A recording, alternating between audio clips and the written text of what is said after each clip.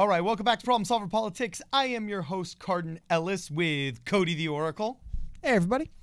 And we're going to dive deep into some Super Tuesday stats here. Everybody's always talking about Iowa. New Hampshire. With a little bit of New Hampshire, who's the redheaded stepchild. South Carolina, we've forgotten about. And I don't even think people realize outside of this show that Nevada is an early state.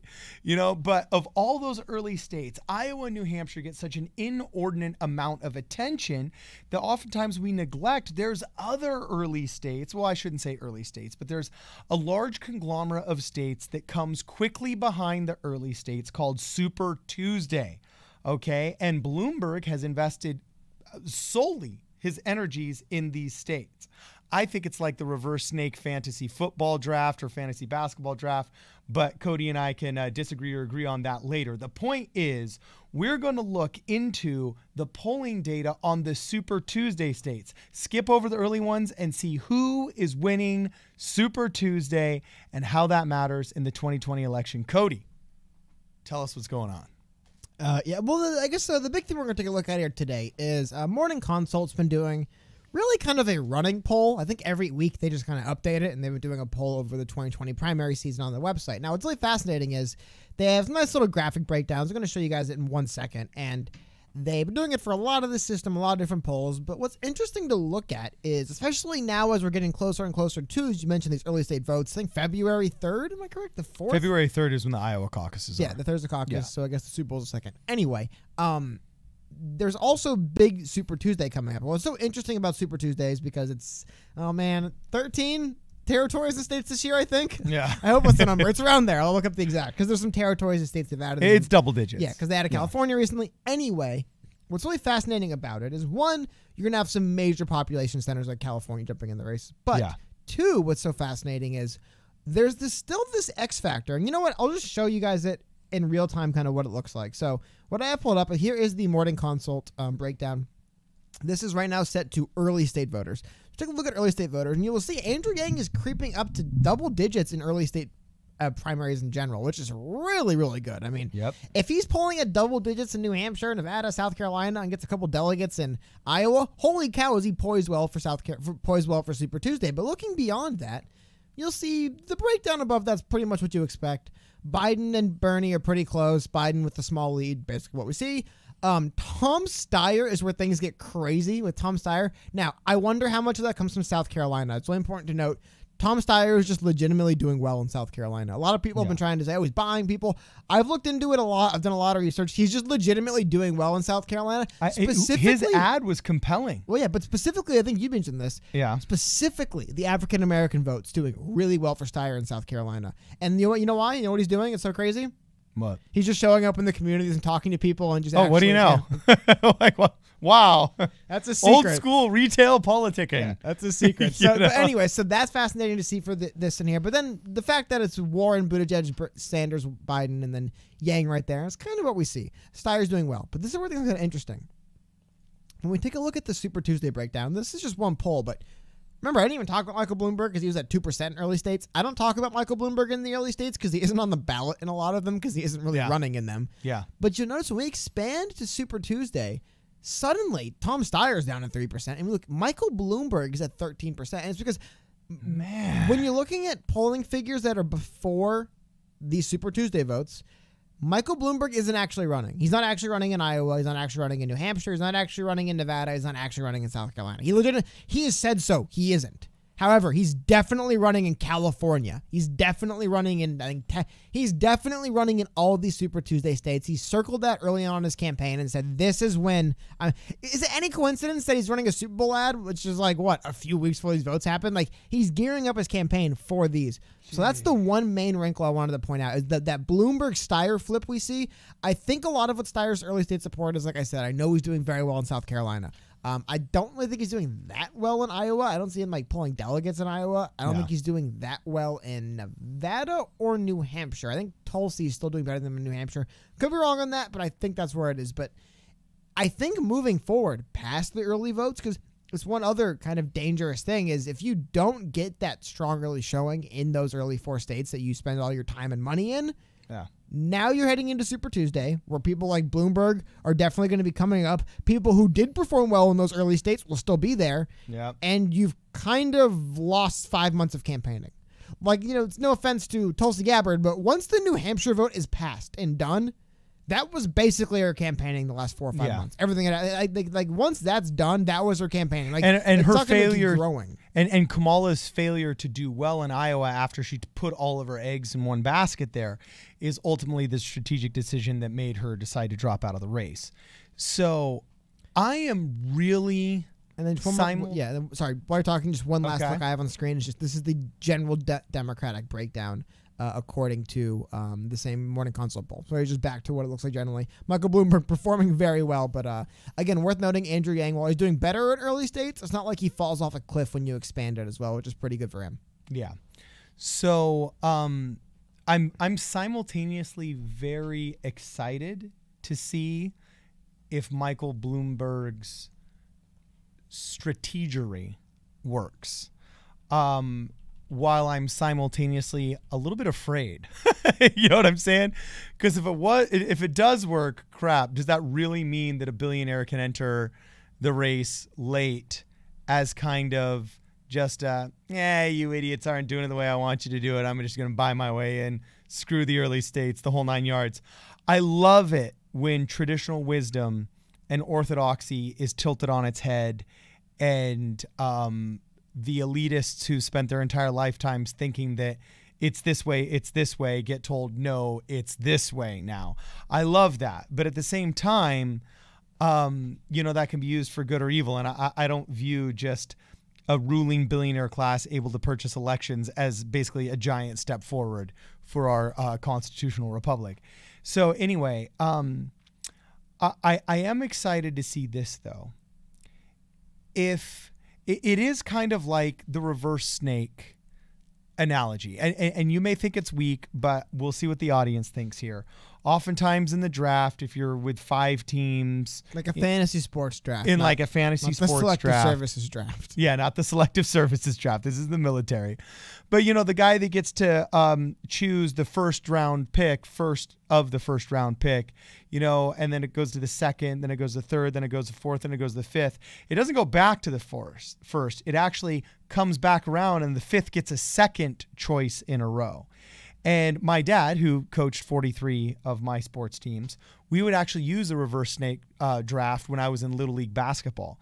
And he always wanted to be, of the 7 teams that usually were in the league, he always wanted to be 7th, and he would actually even request it.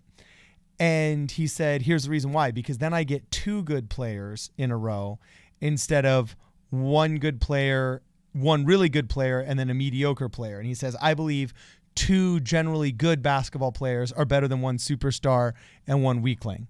Okay, now Cody doesn't believe this. In fact, let them see how you shake your head. Just give me Braun and anyone else any day over any 2 other players you pick. Seriously. Okay. Give me Michael Jordan and literally anybody else give me and Michael Jordan versus any other 2 players. Sorry. I don't think that you and Michael Jordan could take on Clyde Drexler and Keem Olajuwon. Why not? Hey, don't be messing with Clyde, my Michael boy. Jordan. Now you're talking 90s basketball Michael Jordan. stars. I'm just saying. I got Michael Jordan. What's the difference? The point is, there are 2 competing schools of thought on this. Both have examples where they have been proven correct, and both have examples where they have been proven incorrect. But I don't think anybody's ever really taken the reverse snake last round draft pick approach to American presidential politics. So I'm kind of excited to see if the Super Tuesday approach really kind of becomes a viable strategic option now. The thing that makes things better for Michael Bloomberg than in your analogy is, in your analogy, after in the reverse snake, you go and then you pick twice, and then it doesn't come back to you for quite some time. That's not necessarily the price Michael Bloomberg will be paying. There's a chance he does so well on Super Tuesday, it propels him to continue to do well. And it becomes the momentum. Yeah. But I'm just saying, like, the momentum factor here, I don't think it's going to happen. But this is an article I pulled up I wanted to show you guys.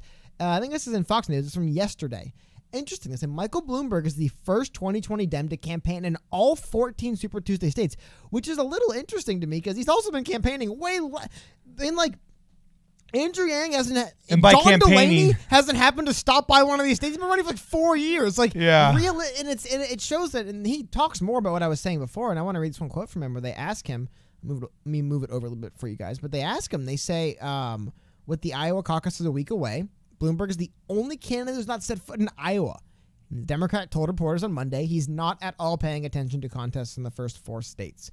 In the meantime, I'm going to go and deal with the other states, and nobody's going to the other states except 2 people, myself and Donald Trump, Bloomberg said. If you want to replace Donald Trump, you might want to visit these states and make the cases as to why you're better. Which, by the way, has been just his whole, like, that's just the campaign slogan of Michael Bloomberg. No one else is in these states but me. However, I do want to say, at the moment, other candidates, by virtue of not being in these states, are allowing him to keep saying that. He's allowed to just keep saying, no one's in these states but I am, because for the time being, that's true. I mean, look at this. They go down here and say this is while he was campaigning against Amy Klobuchar's home state of Minnesota. Bloomberg said, look, if there's a hometown candidate running, obviously you're not going to do as well as if they're not. And I don't know why they included that quote at the end. My largest point I think is interesting is he's going to the states that like these people are from and campaigning in them. Like Michael Bloomberg is going, like it looks like and feels like he isn't actually in the race if you're focusing very heavily on the early states, because in his own words, he isn't. But don't sleep on him too much. I mean, this is also one other thing that at the moment apply to just him and one other candidate is Super Bowl ads, which is to and be by honest, one other candidate, you mean the other billionaire? Yeah, well, no, it's not Tom Steyer. It's Donald Trump. It's Donald Trump, the other billionaire. Well, there's 3, right? That's true. You can't even say the other billionaire. How sad is it? That's not sad. I should have said the opposing billionaire. Exactly. But think about that. We're at the point in the political race, you can't just say the other billionaire. Yeah. It's not specific enough. There isn't the only other billionaire. There's 2. But interesting to point out that he's going to be running Super Bowl ads. $10 million for both him and Trump. And I believe that's like $10 million in airtime, if I'm getting this correct. I don't think they're going to be running free ads. I think they're going to be running ads they spend a lot of money on as well, and that $10 million of airtime. So there is it's just interesting with getting so close to these first 4 states voting. There's so much going on, and there's so much focus on, like I said, specifically these 4 states, which, again, I want to highlight. When you walk back these 4 early states, it is really good to see Andrew Yang at 8%. It's crazy to see Steyer at 17%. But like I said, when you remove South Carolina, I believe specifically from that, he drops to like 2. Andrew Yang doesn't have that drop. And it's the other thing that came out of us. Obviously, we're looking at the whole primary field, but looking specifically at Andrew Yang, which obviously is the candidate that I'm kind of most interested in how he's going to do with this transition. This is what's really kind of encouraging to me. Is you look at the overall field, you see Andrew Yang at about 5%. Go to early states, about 8%. He's still in about 6th place. And you go to Super Tuesday, he's about 5% still in 6th place. He's not flying all over the map. He's actually performing remarkably consistent across the board, which for a candidate like him is really, really good. Because here's slow the other growth thing. is strong growth, baby. Yes. But also, we were talking about some, just various primaries over the years where somebody performs very well in. I mean, God, what was it? I think it was when Bill Clinton was running for president. Somebody from Iowa was running against him, I believe. I'm blanking on that gentleman's name. And, like, Bill Clinton just didn't campaign in Iowa. It's like, yeah, he's going to win Iowa. Like, and that's what happened. The guy won Iowa and then got hammered in Atlanta. I think it's happened similarly in New Hampshire in the past. Could be wrong on the exacts, but it's happened before where some kind of candidate who has a legitimate reason why they win one state early on doesn't mean anything. So it's encouraging to see. Well, it was that way before we also had the 24-hour news cycle and new media with the internet and everything. You really did have regional politicians, like politicians where, no, that's my boy. I know him because he showed up at all the 4A meetings and he showed up at all of the statewide fairs and he's been on local radio because even radio was limited geographically. Like I can't hear what the politicians are saying in Dallas here in Los Angeles. On a really good day when the ionosphere is supercharged, I might get a Phoenix, Arizona station, but no, it's not happening. So now I think it's the reverse of what Tip O'Neill said when he said all politics are local. Now I think all politics have kind of strangely merged into the national scene. Right. You know what I'm saying? And so now you're getting far and far less of these regional superstars because what's the region now? It's all the United States of America. Everybody knows who Adam Schiff is. They don't even realize he's from California. How about this? To your point, we were talking about this a second ago, but go down the list. What are the titles of these people running for president, right? Look at it. Vice President, U.S. Senator, former mayor and business person. former mayor, business person, U.S. senator, business person, U.S. We senator. were just talking. What are we missing? Aside from Tulsi, there's no congressperson. No congressperson. But Tulsi is running. They just leave her off. It's interesting to me that Tulsi is polling below Michael Bennet in some of these. Really, I haven't seen that, but I think she's being left off. But what I'm trying to say, like to your point, yeah, you're not seeing a lot of regional people. Like, you could even say, well, a senator's regional. Elizabeth Warren, Bernie Sanders are not. The only real regional characters here are the mayor in Buttigieg and the senator in Klobuchar. Because while you could say Michael Bloomberg was the mayor, he's the mayor of New York City, and he's Michael Bloomberg. You know what I mean? These are national figures by and large. I mean, even Tom Steyer, he's a billionaire from, like, a hedge fund. It's not like he, made a shoe store in Iowa or something. A lot of these people are national characters. The only ones that really aren't would be Klobuchar and Buttigieg, and they've astroturfed Buttigieg into a national character, and they're trying to do it with Klobuchar. They can't quite do it with her because no one likes her, but they've done a little bit with Buttigieg. But so here's my question, Cody. This is my question: will Bloomberg pull it off? Do you think Michael Bloomberg will win Super Tuesday? No, you do not think so. Why not?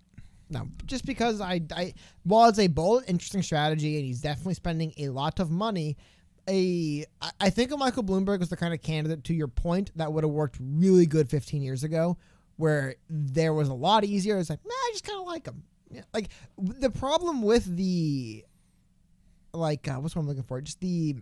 I've described it as, and this is what I'm kind of seeing it more and more as, there's a very unique, particular kind of partisanship that exists predominantly in the media, journalist, and political class.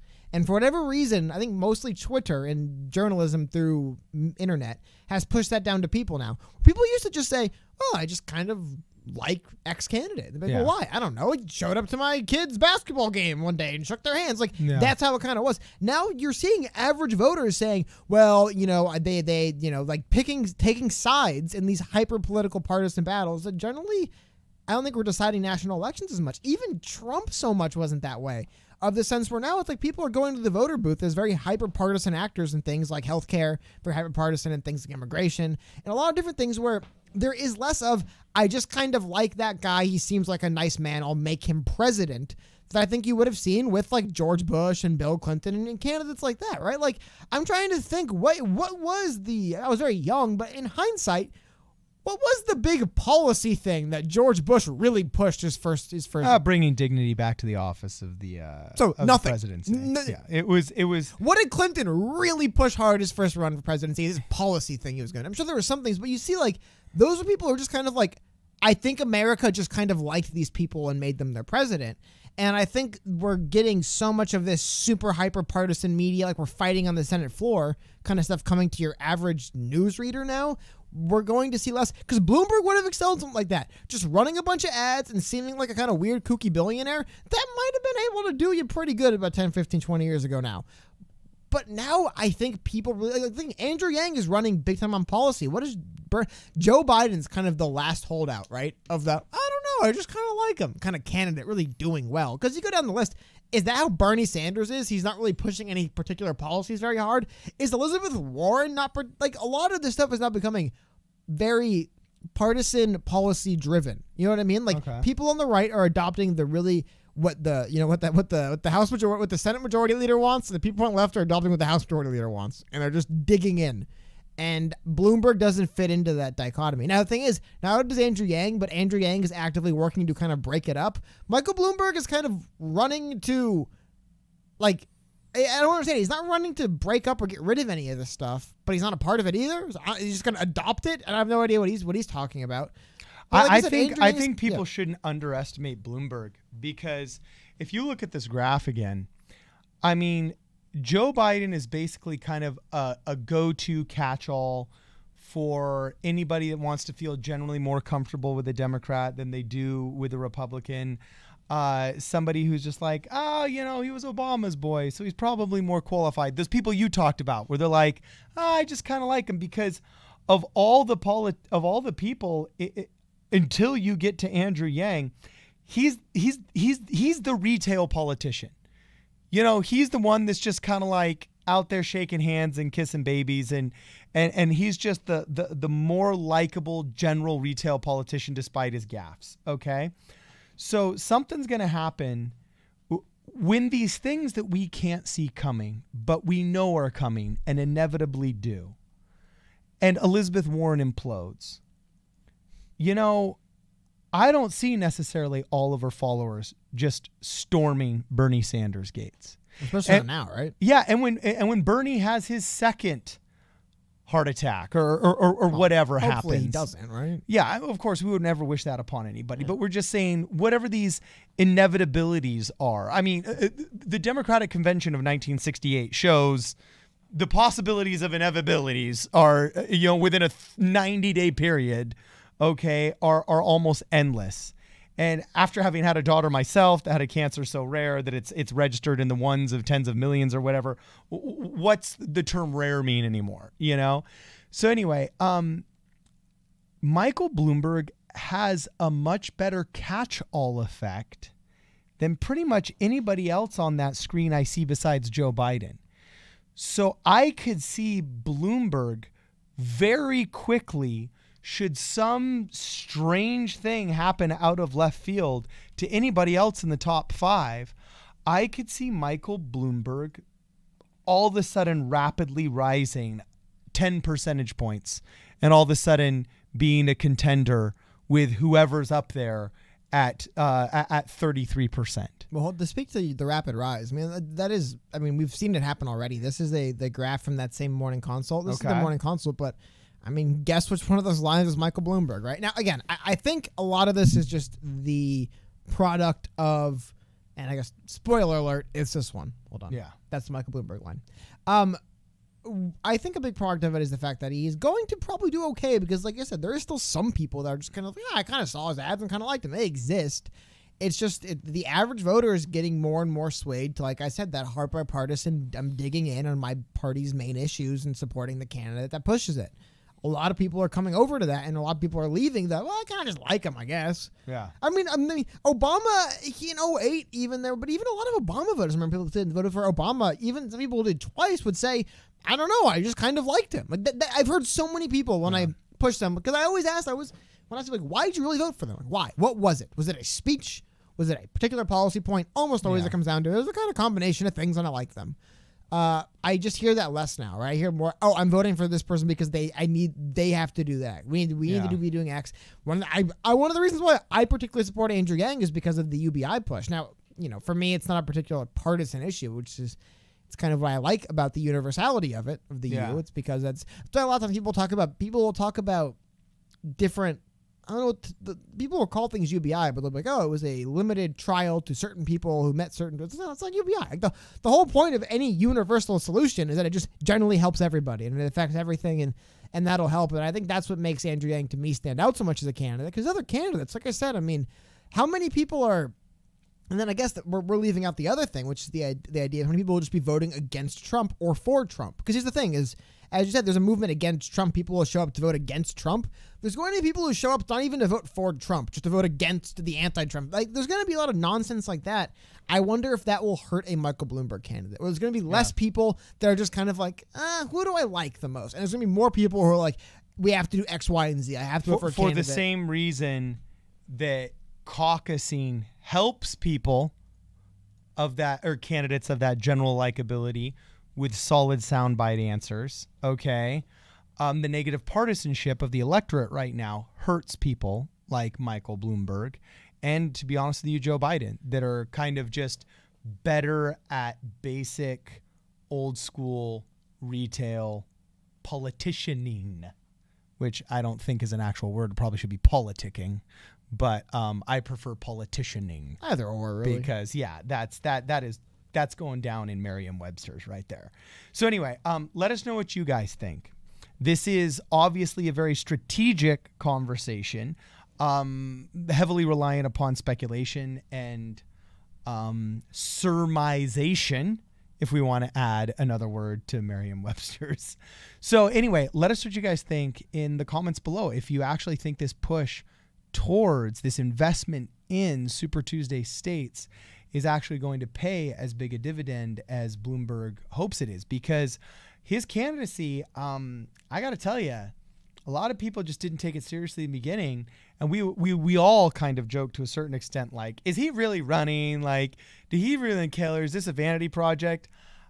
obviously, no matter how wealthy you are, hundreds of millions of dollars is beyond a vanity project, okay? The question is whether or not he actually thinks he can win. And we don't want to pull a 2016 Donald Trump and say, oh, it's, no big deal. You can't take him seriously. Boom, next thing you know, he wins.